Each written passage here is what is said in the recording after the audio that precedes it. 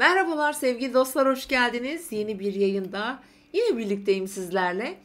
Evet, bugün 4 Nisan Salı akşamındayız ve 5 Nisan Çarşamba günden bahsedeceğiz.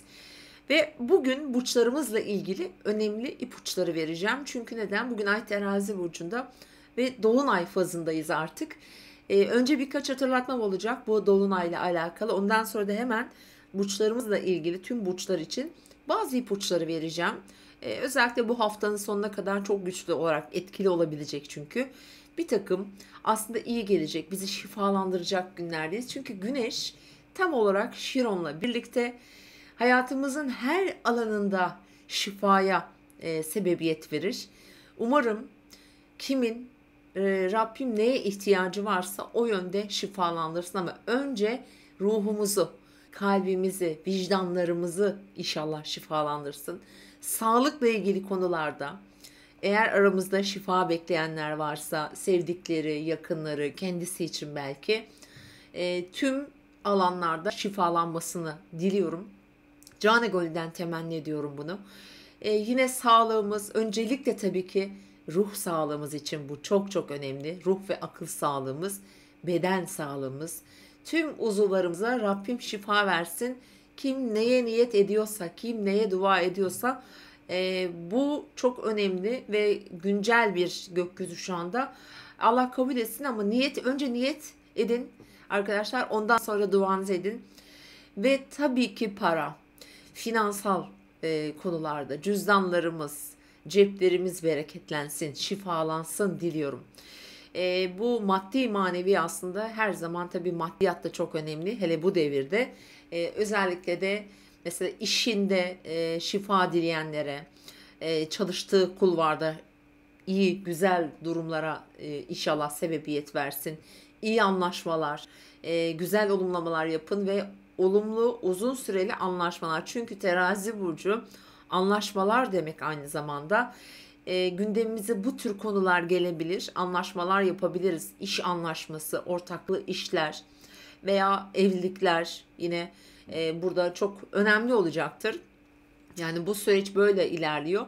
Hem şifalanalım inşallah. İlişkilerde de bu şifalanma tabii ki birinci planda. Eğer huzursuz bir ilişkiniz varsa, dönüştürmeye çalışıyorsanız, çünkü çok dönüştürücü enerjiler. Aynı zamanda bu dolunayın etkisi arkadaşlar tutulmayla da çok bağdaşıyor. Çünkü hemen arkasından bir tutulma yaşayacağız. Dolayısıyla da ilişkileri dönüştürebilme potansiyeli de var.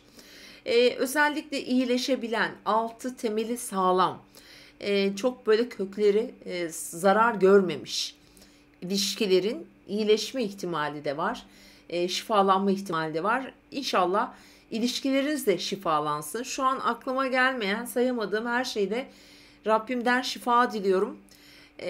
İnşallah bol bol şifalanırız arkadaşlar. Şimdi şunları da söylemem lazım. Terazi günlerindeyiz. Bugünden itibaren terazi, evet, ilişkiler ve aynı zamanda bizim görsellikle de ilgili konularda bize önemli derecede etkisi vardır. Yani estetikle ilgilidir ve uzlaşmalarla çok alakalıdır. Bu süreçte eğer arkadaşlar estetik, güzellikle ilgili bir takım yenilikler yapmak istiyorsanız bence yapabilirsiniz. Hazır Şiron da burada şifa verirken hem yaralarımız çok çabuk iyileşir, gönül yaralarımız, fiziki yaralarımız, ameliyat oldun diyelim ki o yaralarımız çabuk iyileşir. Güzellikle ilgili herhangi bir gelişme yaptırmak istiyorsanız, ufak ya da büyük, tam zamanı bence yaptırabilirsiniz. Şu anda gökyüzünde retro gezegen de yok ki bu soru çok sorulan sorulardan. Hani ne gün yaptırayım, ne zaman yaptırayım diye. Bence hiç beklemeyin. Yani imkanı olan bakım da olabilir, saç da olabilir, ufak böyle ameliyatlar da olabilir. Gayet de güzel. Ve onun yanında tabii burada şeyden de çok önemli bir konudan daha bahsetmek istiyorum. Ticaretle uğraşanlar varsa aramızda eğer. Yine bu görsel konuları ilgilendiren, işte belki tekstille, modayla ilgileniyorsunuz. Böyle bir üreticisiniz, belki tasarımcısınız. Belki buralarda önemli bazı girişimler planlıyorsunuz. Mesela bir salon açmak olabilir. Bu alanda yeni bir kulvara geçmek istiyor olabilirsiniz ki bu ara güzellik ve estetikle ilgili tüm kavramlar çünkü çok gündemde olacaktır. Yine sanat aynı zamanda ve Son olarak da bu dönem mahkemelerle ilgili konularda çok gündemimizde olacak. Hukuki süreçler. Terazi burada adalet anlayışını tabii ki vurguluyor. Eşitlik. Ve burada adil olmak, adaletli olmak, işte yine bu mahkemelerle ilgili konularda bir takım hızlı gelişmeleri göreceğiz. Ve bu sadece bizim yaşamımızda değil, dünya genelinde de yine bu hukuki süreçleri, büyük böyle mahkemeleri, yargı süreçleri ilerleyecek sevgili dostlar. Evet, bugünün açılımını da söyledikten sonra hemen burçlara geçelim sevgili dostlarım. Bakalım burçlarda neler var? Evet, bugün Ay Terazi burcunda tüm bu saydığım kavramlar güzel. Güneş, Jüpiter, Şiron'la, tabii aynı zamanda Jüpiter'le de birlikte zaten. Bu anlamda öncelikle şimdi Jüpiter, yani Koç stelyumu güçlü ya arkadaşlar.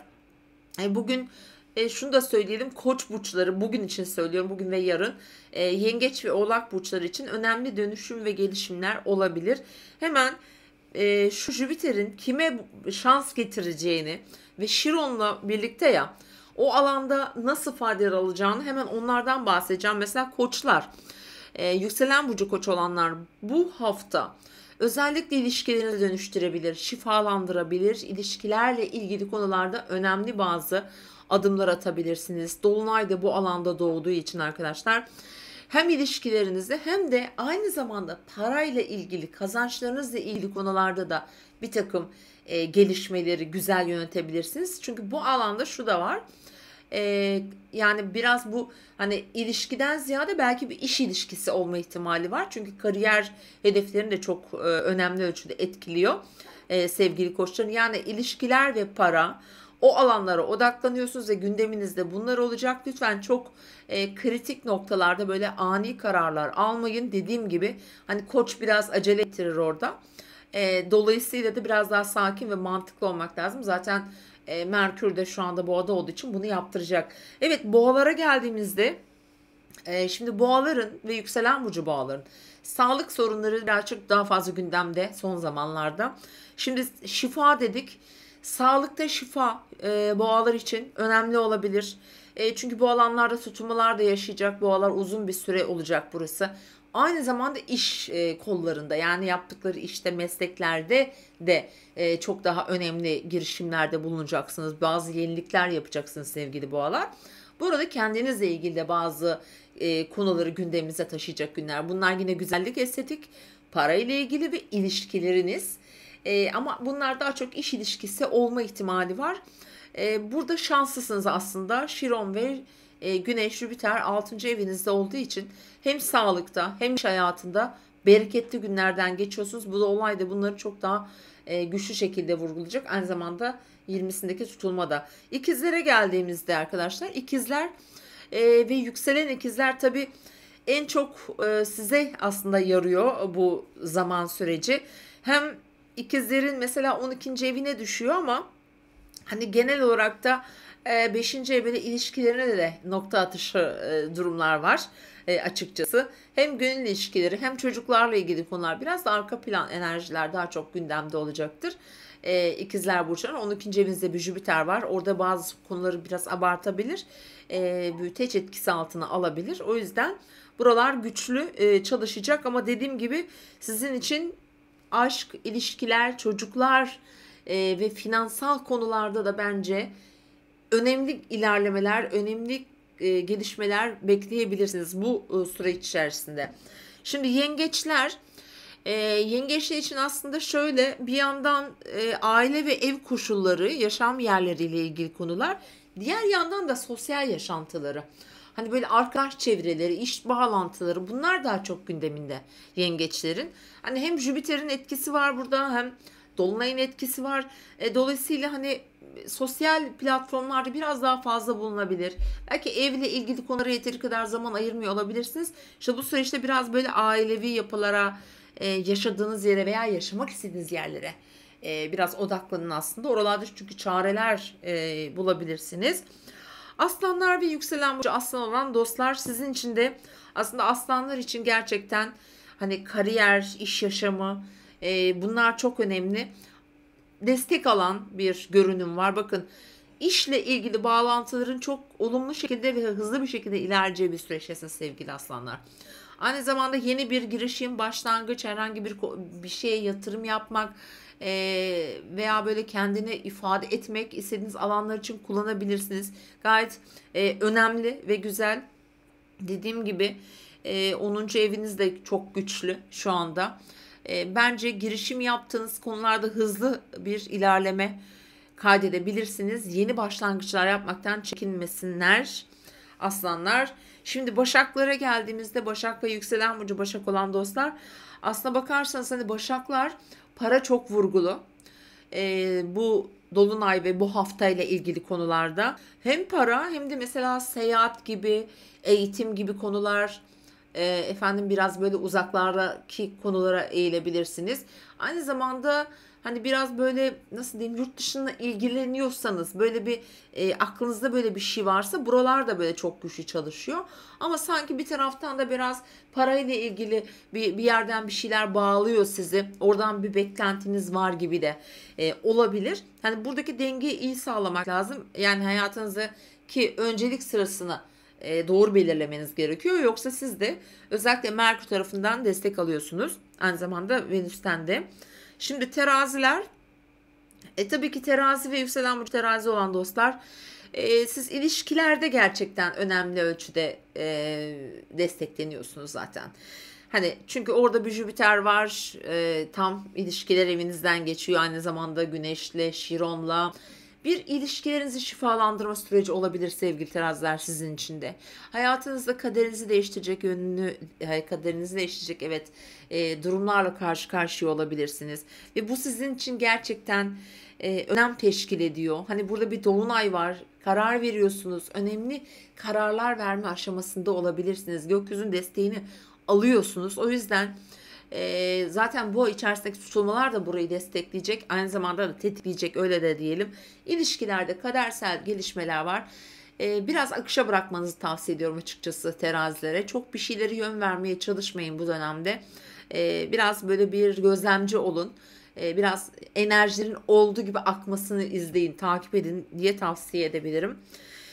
Evet, geldik akreplere. Akrep ve yükselen burcu akrep olan dostlar. Evet, sizin için biraz aslında sizin de ilişkilere bağlı olarak mesela bir takım aklınızda soru işaretleri olabilir sevgili akrepler. Bir karar verme süreci. Hani bazen böyle bir endişe olur, bir şüphe olur. İnsan kendine bile güvenemez. Ne yapsam diye böyle bir kararsızlık enerjisi içerisindesiniz. İşte buraları nasıl düzenlerim, işte nasıl toparlarım derken aslına bakarsanız hem şöyle de bir şey var. Evet, işten yana şanslısınız ama diğer yanda böyle bir kararsızlık içerisindesiniz. Biraz sizin de aslında bir haritanıza da baktırmanızı tavsiye ederim. Akrepler için çok önemli bir süreç. Özellikle Mayıs da çok önemli olacak. Hani 5 Mayıs'taki tutulma da yine akrepler için önemli. Biraz kendinize zaman vermenizi tavsiye ediyorum. Her şey yoluna girmek üzere ama sanki bir şeyler eksik gibi bir yerlerde daha. Sanki tamamlanması gerekiyor gibi birazcık beklemenizi öneririm size de. Şimdi yaylara bakıyoruz. Yay ve yükselen burcu yay olan dostlar. Aslına bakarsanız yaylar nasıl diyelim 6, 11 sağlık, iş hayatı. Buralar gündeminizde epey bir. Ve sosyal çevrenizle ilgili konular gündeminizde aynı zamanda. Ve o arkadaş dediğim toplumsal konular, o toplum içindeki yeriniz, böyle sık sık görüştüğünüz insanlar olabilir. Oralarda bir takım ayrılışlar, yol ayrımları, bazı mesela diyelim dernektir, ekip çalışmalarıdır. Böyle sosyal sorumluluk projelerinde de yer alıyor olabilirsiniz. İşte buralar biraz böyle yoğun. Orada bir yoğun enerji akışı var. Gerçekten sizin için enteresan ama ilişkiler yönünden siz bu dönemde çok çok çok şanslısınız. Onu size söyleyebilirim. Hem ilişkiler hem para yönden aslında öyle diyelim. Evet, oğlaklar ve yükselen burcu oğlak olanlar tabii oğlaklar için çok önemli. Terazi tam olarak hani kariyerle ilgili konuları hayatınıza getiriyor. İş hayatınız, bu kararsızlıklar varsa o kesin belirleyici sonuçlar getirecektir sevgili öyle oğlaklar. Hem yükselen hem kendi burcu oğlaklar için. Ve aynı zamanda çocuklar, aşk gibi finans piyasaları ile ilgili konular, biraz yaratı, biraz sanata sanki bir şeyleri bağlayacaksınız gibi. Bunlar parayla ilgili olabileceğini de söyleyebilirim. Bir değişim, bir dönüşüm içindeler oğlaklar. Hayatlarında çok önemli bir dönüşümdeler. Onların eşiğinden geçtiniz ama bir eşik daha var. O da 12 Haziran'dan sonra gelecek sevgili oğlaklar. Yani tam olarak %100 değil ama hayatınızda önemli bir fragman döndüğünü biliyorum. Bir şeyler değişiyor. Kazançlarınız yönünde de önemli şeyler değişiyor ve bu tutulma ve bu dolunay bu hafta yaşayacağımız işte buralarda çok etkili çalışacak. Özellikle hani sizin için zor da olsa ama yeni kapılar açacak size. Yeni kapılar açıyor, açmak üzere. Kovalar ve yükselen burcu kova olanlar. Valla kovalar da aynı zamanda işte uzak yerleri, seyahatler, eğitim, öğrenim, kültürel konular, ticari konularla birlikte biraz hani kovaların evle ilgili konuları da sanki yerleşim yeri, yaşadıkları yerle ilgili bir takım bir şeyleri sanki değiştirmek, oralarda bir yenilikler yapmak, orada bir eksikleri tamamlamak gibi de çalışıyor aynı zamanda. Diğer yandan dediğim gibi biraz uzakta, yani hukuki süreç de olabilir bu arada bunlar. Aynı zamanda oraları çalışırken kovaların da mesela Plüto kovaya geçti, işte Satürn henüz tabii yeni ayrıldı daha burcunuzdan, böyle bir kendilerine gelmeye çalışıyorlar kovalarda. Sanki aynı şekilde bir eksik var ve o eksik parçayı tamamlamaya çalışıyorsunuz ama kovalar için bence o fragman döndü ve artık ne yapacağınızı ya da ne yapmanız gerektiğini bence biliyorsunuz. Eğer bilmiyorsanız da doğum haritanıza bir bakın bakalım. 0-1 derecelerde bir yerleşiminiz, güneş, yükselen var mı? Bu dönüştürücü etkiyi oradan anlayabilirsiniz. Balıklar, tabii balıklar için de bu yine paralar, bu süreç. Finansla ilgili konular çalışıyor. Yakın çevreleriyle ilgili konular çalışıyor şu anda. Bir şeylere başladılar balıklar. Kazanç sağlamak peşindeler mesela. Yatırım yapma peşindeler. Ve bir takım beklentileri var balıkların. Parayla ilgili konularda, mirastır vesairedir, ortaklı işlerden olabilir veya bir ayrılık sonrası bir paylaşılan bir şey olabilir. İşte burada bazı sonuçlar aslında getirecek. Ve aynı zamanda dediğim gibi böyle bir girişimci ruhunuz da çok güçlü. Ve orada vazgeçmemenizi tavsiye ediyorum. Değerli balıklar, aynı zamanda maddi konularda da gerçekten şanslısınız gerçekten. Hani maddi konularda en şanslılarından bir tanesi şu dönemde aslında balık burçları olduğunu rahatlıkla söyleyebilirim. Sevgili dostlar, bakalım ne kadar olmuş? 17 dakika olmuş. Sonra çok uzun izleyemiyorsunuz, sıkılıyorsunuz sevgili dostlar. Böyle doğum haritalarını bilenler baksın, bilmiyorsanız arkadaşlar burada şimdi söyleyeceğim. Google'a girin. Çünkü çok mesaj geliyor. Benim onların hepsine gerçekten cevap vermem mümkün değil. Hani yükselim söyler misiniz diyorlar. Google'a girin. Orada doğum saatinizi, doğum tarihi, doğduğunuz yeri, doğum saatinizi yazıyorsunuz. Uygulamalar var burada. Ve orada size yükselenizi veriyor. Site adı veremiyorum, çok bilmiyorum çünkü. Aslında araştırıp size versem daha mantıklı olacak. Eğer tabii doğum saatinizi bilmiyorsanız o zaman yükselen burcunuzu öğrenme şansımız ne yazık ki zayıf. Buradan da onu da açıklamış olmak istiyorum. Şimdi doğum saati bilinmiyorsa, yani hiç bilinmiyorsa, mesela bir saat aralığı bile yoksa diyelim ki, gerçekten bunu bilmek kim yaparım derse bence yapamaz arkadaşlar. Bulunuyor, biz buluyoruz bunu. Ama bunun için de bir saat aralığı olması gerekiyor. Yani ben maksimum 3 saat diyorum en fazla. Yani 3 saat içinde mesela işte 1, 2, 3. 1 ile 3 arası doğmuşum dersin. Özür dilerim. Ve biz geriye dönük çalışmalar yaparız. Kişiden hayatıyla ilgili önemli tarihler alırız. Çalışırız ve buluruz. %100 de ona da demiyorum ama çok yakın bulunabiliyor. Ama diğer yandan gerçekten çok da kolay bir şey değil. Hele birçoğunun mesela doğum işte tarihim doğru ama diyor günüm bilmiyorum diyor. Bazıları şanslı oluyor, bulabiliyoruz. İşte kendini çok iyi tanıyor mesela. Yükselen belirlemiş, kendisine göre takip ediyor. Ya da en azından tabii güneş burcu belliyse yine onu da takip edebilirsiniz. Yani bunlar bilinmiyor diye bir doğum haritam yok diyemezsiniz. İlla ki yaklaşık bir şey açılır. En azından mesela güneşini bilirsin, ayını bilemeyebilirsin. Merkür'ünü bilebilirsin. Jenerasyon gezegenlerin belli olur. Yine oralardan bir şeyler çıkar yani. Ama yükselen belirlemek burada hakikaten çok zordur. Bunu da bu yayında böyle açıklamak istedim.